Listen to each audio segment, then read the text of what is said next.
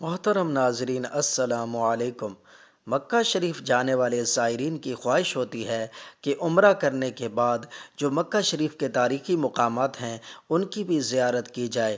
تو آج کی اس ویڈیو میں ہم آپ کو مکہ شریف کے 20 تاریخی مقامات کے بارے میں بتائیں گے۔ کعبہ شریف دنیا کی مقدس ترین جگہ ہے۔ تمام دنیا کے مسلمان کعبہ کی طرف منہ کر کے نماز پڑھتے ہیں۔ جب حضرت آدم علیہ السلام دنیا میں تشریف لائے تو بارگاہ الہی میں عرض کی کہ خدایا، میں یہاں کوئی عبادت گاہ نہیں دیکھتا۔ جواب آیا کہ ہم نشان بتائیں گے، وہاں کعبہ بنا کر اس کے ارد گرد طواف بھی کر لو اور اس کی طرف نماز بھی ادا کرو۔ 24 گھنٹوں میں ہزاروں افراد خانہ کعبہ کے گرد طواف کرتے رہتے ہیں۔ نبی کریم صلی اللہ علیہ وآلہ وسلم نے فرمایا تھا، عثمان بن طلحہ، خانہ کعبہ کی چابیاں قیامت تک تمہاری اولاد کے پاس رہیں گی اور سوائے ظالم کے تم سے کوئی نہیں لے سکتا۔ کعبہ شریف کے 4 کونوں کے نام یہ ہیں: رکن اسود، رکن شامی، رکن عراقی، رکن یمانی۔ تفصیلی ویڈیو پہلے سے چینل پر موجود ہے، ضرور دیکھیں۔ مکہ کلاک ٹاور، کعبہ شریف کے بالکل سامنے کلاک ٹاور ہے۔ یہ بہت خاص ہے۔ زائرین جب مکہ شریف میں داخل ہوتے ہیں تو بہت دور سے یہ کلاک ٹاور نظر آتا ہے، جس سے پتہ چل جاتا ہے کہ ہم کعبہ شریف کے نزدیک ہیں۔ اس کی اونچائی 601 میٹر ہے۔ یہ دنیا کا بلند ترین کلاک ٹاور ہے۔ اس کے اندر 120 فلور ہیں۔ مکہ کلاک ٹاور میں نصب گھڑیال اتنے بڑے ہیں کہ ہر ایک 40 میٹر جگہ کا گھیراؤ کرتا ہے اور ان گھڑیالوں کی ہر ایک سوئی کا وزن قریب 1.5 میٹرک ٹن ہے۔ نبی کریم صلی اللہ علیہ وآلہ وسلم کی پیدائش کی جگہ، صفا مروہ سے آپ باہر کی طرف آئیں تو سامنے نمازیوں کا ایک بہت بڑا احاطہ بنا ہوا ہے۔ احاطے کے پار یہ مکان عالی شان ہے۔ یہ آپ کو دور ہی سے نظر آ جائے گا۔ یہاں پر نبی کریم صلی اللہ علیہ وآلہ وسلم کی پیدائش ہوئی تھی۔ خلیفہ ہارون الرشید کی والدہ محترمہ نے پہلے یہاں مسجد بنوائی تھی۔ آج کل اس مکان عالی شان کی جگہ لائبریری قائم ہے اور اس کا نام مکتبہ مکہ المکرمہ ہے۔ زمزم سبیل، نبی کریم صلی اللہ علیہ وآلہ وسلم کی پیدائش گاہ کے بالکل سامنے یہ جگہ ہے جہاں لکھا ہوا ہے زمزم سبیل۔ کچھ لوگ تو اسی کو زمزم کا اصل کنواں سمجھتے ہیں، مگر یہ زمزم کا کنواں نہیں بلکہ یہ زمزم کی سبیل ہے۔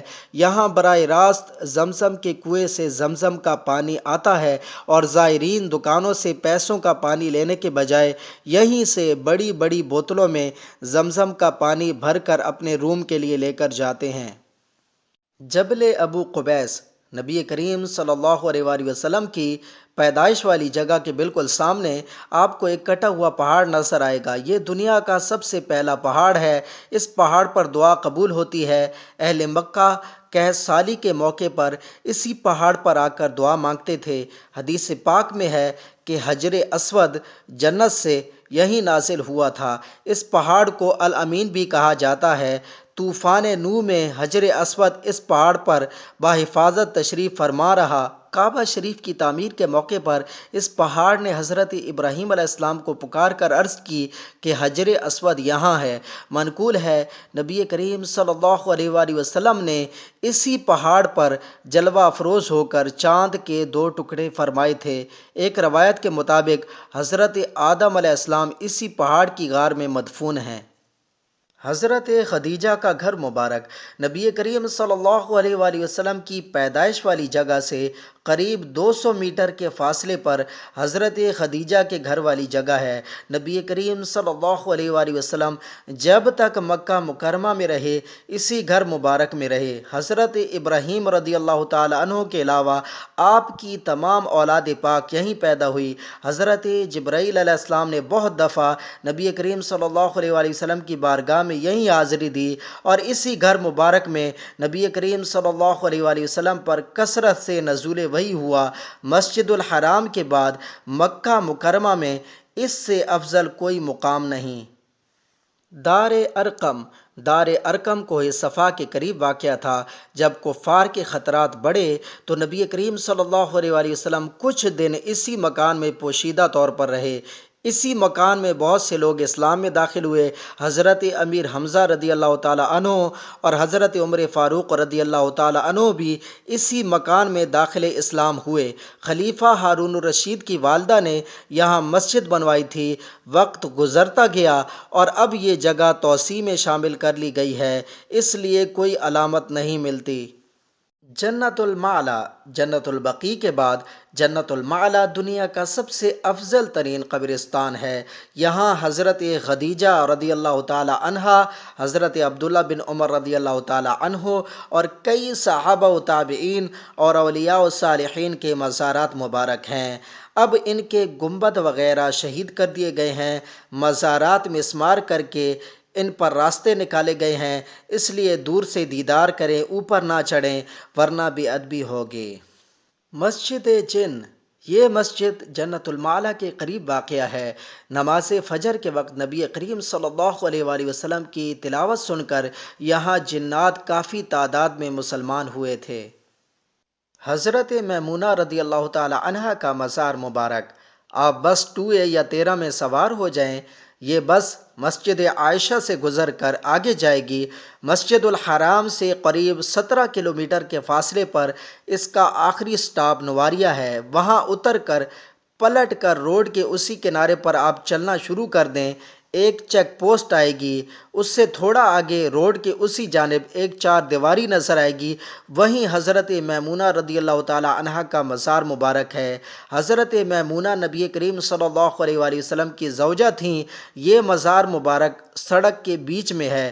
لوگوں کا کہنا ہے سڑک کی تعمیر کے لیے اس مزار کو شہید کرنے کی کوشش کی گئی تو ٹریکٹر الٹ جاتا تھا، آخر ان کو 4 دیواری بنانی پڑی۔ غار ثور، غار ثور مسجد الحرام سے 20 منٹ کے فاصلے پر ہے۔ یہ وہ مقدس غار ہے جس کا ذکر قرآن مجید میں ہے۔ نبی کریم صلی اللہ علیہ وآلہ وسلم حضرت ابوبکر صدیق رضی اللہ تعالیٰ عنہ کے ساتھ ہجرت کے وقت یہاں 3 رات رہے۔ جب کفار تلاش کرتے ہوئے یہاں آئے تو حضرت ابوبکر صدیق رضی اللہ تعالیٰ عنہ پریشان ہوئے تو نبی کریم صلی اللہ علیہ وآلہ وسلم نے فرمایا، غم نہ کرو، بے شک اللہ ہمارے ساتھ ہے۔ اس جبل ثور پر قابیل نے حابیل کو شہید کیا تھا۔ غار حرا، غار حرا مسجد الحرام سے 27 منٹ کے فاصلے پر ہے۔ نبی کریم صلی اللہ علیہ وآلہ وسلم ظہور رسالت سے پہلے یہاں ذکر و فکر میں مشغول رہے۔ نبی کریم صلی اللہ علیہ وآلہ وسلم پر پہلی وحی اسی غار میں اتری۔ غار حرا غار ثور سے افضل ہے کیونکہ غار ثور میں نبی کریم صلی اللہ علیہ وآلہ وسلم 3 دن رہے، جبکہ غار حرا میں نبی کریم صلی اللہ علیہ وآلہ وسلم نے زیادہ وقت گزارا۔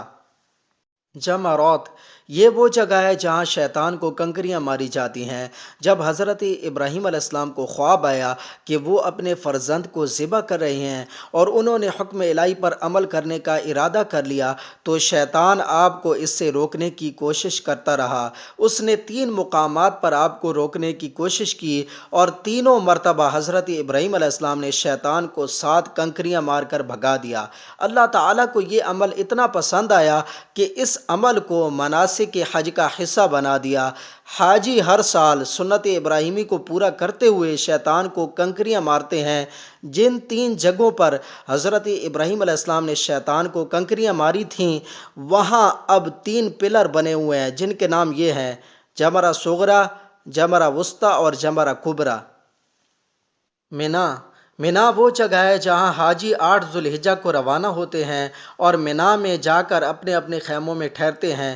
جس کو جہاں خیمہ ملے گا وہ وہیں ٹھہرے گا۔ حج کے دنوں میں آپ دیکھیں گے یہاں خیموں کا ایک شہر آباد ہے۔ مسجد خیف، مسجد خیف منا شریف میں واقع ہے۔ نبی کریم صلی اللہ علیہ وآلہ وسلم نے یہاں نماز ادا فرمائی تھی۔ نبی کریم صلی اللہ علیہ وآلہ وسلم نے فرمایا مسجد خیف میں 70 انبیاء کرام نے نماز ادا فرمائی، اور فرمایا مسجد خیف میں 70 انبیاء کرام کی قبریں ہیں۔ خیف کا مطلب ہے اونچا مقام۔ پہلے دور میں یہ مسجد اونچے مقام پر تھی، اس لیے اس کا نام خیف رکھا گیا۔ وقت کے ساتھ ساتھ پہاڑ کٹتے رہے اور اونچائی ختم ہو گئی۔ مسجد بیعہ، جمرات جہاں شیطان کو کنکریاں ماری جاتی ہیں اس کے بالکل ساتھ مسجد بیعہ ہے، جس کا مطلب ہے بیعت والی مسجد۔ اس مسجد میں نبی کریم صلی اللہ علیہ وآلہ وسلم نے نبوت سے 13 سال بعد انصار سے بیعت لی تھی۔ نہر زبیدہ، حرم شریف سے تھوڑا دور جا کر آپ کو نہر زبیدہ کے آثار ملتے ہیں۔ ہارون الرشید کی اہلیہ ملکہ زبیدہ بہت دیندار خاتون تھیں۔ ایک دفعہ مکہ مکرمہ میں پانی کی شدید قلت ہو گئی اور پانی مہنگے داموں بکنے لگا۔ حجاج کرام کو بہت تکلیف اٹھانی پڑتی۔ جب حضرت زبیدہ نے یہ دیکھا تو آپ نے حکم دیا کہ چاہے جتنا بھی خرچ آ جائے مکہ کے لیے پانی کا بندوبست کیا جائے۔ آپ کے حکم پر پانی کے چشمے تلاش کر کے پہاڑ کے ساتھ ساتھ نہر بنائی گئی اور حاجیوں کی پریشانی ختم کی گئی۔ نہر زبیدہ کے آثار آج بھی مکہ مکرمہ میں ملتے ہیں۔ اس نہر کو بنائے ہوئے 1200 سال گزر چکے ہیں۔ اس نہر کو بنانے میں 10 سال کا عرصہ لگا۔ مسجد عائشہ کا نام حضرت عائشہ رضی اللہ تعالی عنہا کے نام پر رکھا گیا ہے۔ مسجد عائشہ حرم شریف کے اینڈ پر بنی ہوئی ہے۔ زائرین دوبارہ عمرہ کرنے کے لیے یہیں سے احرام باندھتے ہیں۔ حرم کی حدود میں رہنے والوں کے لیے احرام باندھنے کے لیے یہ قریب ترین مقام ہے۔ یہاں پر غسل اور وضو کرنے کی سہولیات موجود ہیں۔ ایک موقع پر نبی کریم صلی اللہ علیہ وآلہ وسلم نے حضرت عائشہ رضی اللہ تعالیٰ عنہ سے فرمایا تھا کہ آپ یہاں سے احرام باندھ کر آئیں اور عمرہ کر لیں۔ مسجد جرانہ بھی حرم کے اینڈ پر بنی ہوئی ہے اور زائرین دوبارہ عمرہ کرنے کے لیے یہاں سے بھی احرام باندھ کر عمرہ کرتے ہیں۔ اس مسجد کی تاریخی اہمیت یہ ہے کہ نبی کریم صلی اللہ علیہ وآلہ وسلم نے غزوہ حنین کے بعد یہی مال غنیمت تقسیم کیا تھا اور اسی مقام سے احرام باندھ کر عمرہ ادا فرمایا۔ مسجد نمیرہ وہ واحد مسجد ہے جہاں پورے سال میں صرف 2 نمازیں ادا کی جاتی ہیں۔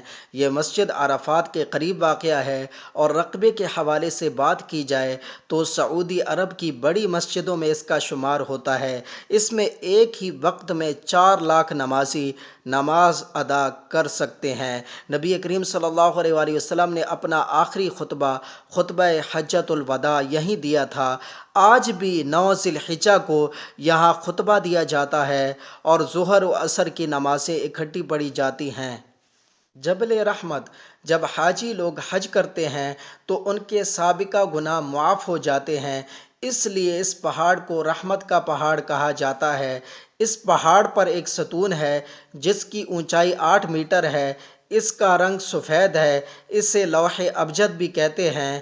اس پہاڑ پر چڑھنے کے لیے سیڑھیاں بنائی گئی ہیں جن کی تعداد 150 ہے۔ نبی کریم صلی اللہ علیہ وآلہ وسلم کے زمانے میں اس پہاڑ کو جبل عرفہ کہا جاتا تھا۔ حضرت آدم علیہ السلام اور حضرت حوا رضی اللہ عنہا کی جنت سے زمین پر تشریف لانے کے بعد پہلی ملاقات یہیں ہوئی تھی اور حضرت آدم علیہ السلام کی توبہ بھی اسی جگہ قبول ہوئی تھی۔